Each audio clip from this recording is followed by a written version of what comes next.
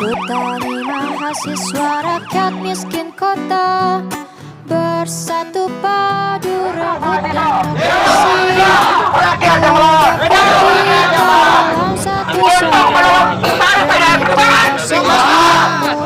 pada hari ini juga ada masyarakat yang kecil yang merasa tertekan adanya kenaikan tarif 30% PDAM. Betul sahabat-sahabat.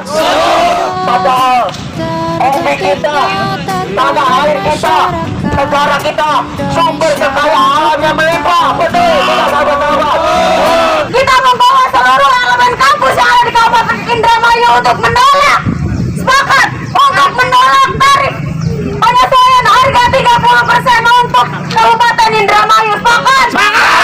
Maka hari ini kita tidak ambil diam, kita harus menentukan sikap, kita harus bertindak. Kawan-kawan setuju? Maju satu langkah. Maju nangis, maju nangis.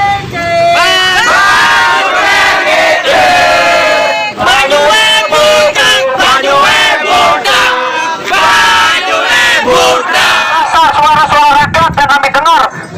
Jadi kami tidak sepeduli kalau banyak yang datang kemari. Kami tetap membawa kepentingan rakyat.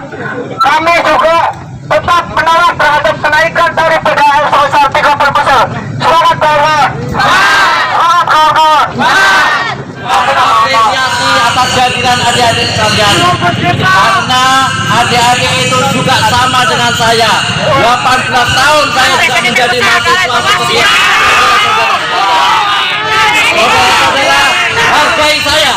Ketika saya juga bicara, saya diam. Ketika saya bicara, tolong diam. Pertama, saya apresiasi saudara membawa aspirasi masyarakat, dan ini adalah negara demokrasi. Oleh karena itu, sebagai insan akademis, karena saya juga dosen, saya punya NIDN, saya juga mengajar teman-teman seperti saudara seperti kalian, maka saya mengapresiasi. Pertama. Yang kedua, saya sampaikan tuntutan saudara, aspirasi saudara saya terima, tetapi perlu diketahui bahwa sesuai dengan Permendagri nomor 71 tahun 2016, Permendagri nomor 70 tahun 2016, Permendagri nomor 23 tahun 2006 tentang penentuan tarif, bahwa tarif air minum ditentukan oleh kepala daerah. Saudara-saudaraku mengklaim bahwa tarif air minum itu naik, tidak benar. Kita baru melakukan konsultasi publik. Tapi akan naik kan?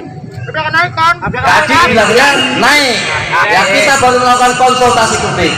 Air dan kekayaan alam yang terkandung di dalamnya dikuasai oleh negara untuk kemakmuran rakyat. Betul? Betul?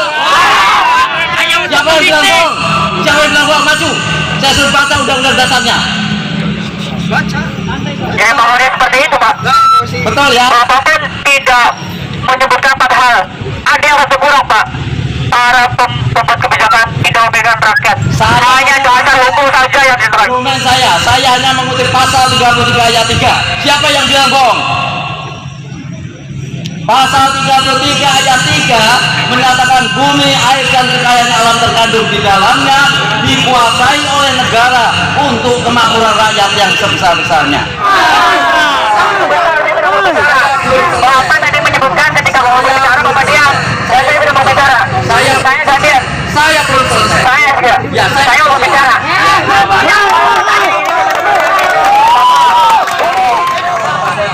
Teman-teman, saya juga nggak apa-apa kalau berpikir pro dan Saya di sini manajer keuangan. Kami sendiri apabila tarif 2B bulan rumah tangga ya 2B naik, saya akan mengundurkan diri dari PDAM. Orang mana, Bu? Air dan kekayaan yang terkandung di dalamnya dikuasai oleh negara dan dipergunakan sebesar-besarnya bagi kemakmuran rakyat. Kemudian dalam hal ini rakyat sebagai objek makro bisnis. Menurut pengawasan kami hari ini, sudah tidak lagi sesuai dengan tujuan hadirnya BUMD sebagai pemenuhan kebutuhan masyarakat. Betul. Ketimbang menaikkan THR 30%, seharusnya PDAM fokus terhadap pelayanan masyarakat, yang mana banyak keluhan-keluhan terkait distribusi air yang masih belum terselesaikan dengan baik, kualitas air yang buruk, dan berbagai pelayanan yang lainnya.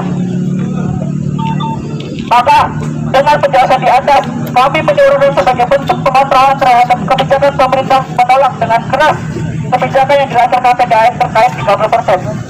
Sebagaimana sikap kami menuntut: 1. Tolak kenaikan tarif PDAM. 2. Evaluasi jajaran direksi dan pegawai PDAM.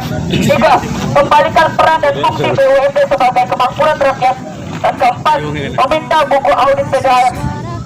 Dengan ini, kami tidak mengambil sikap diam dengan adanya rencana kenaikan tarif senilai 30%. Jika pemerintah daerah dengan kuasanya bisa semena-mena seperti itu, sudah saya tanya, bagaimana pastinya menjawab.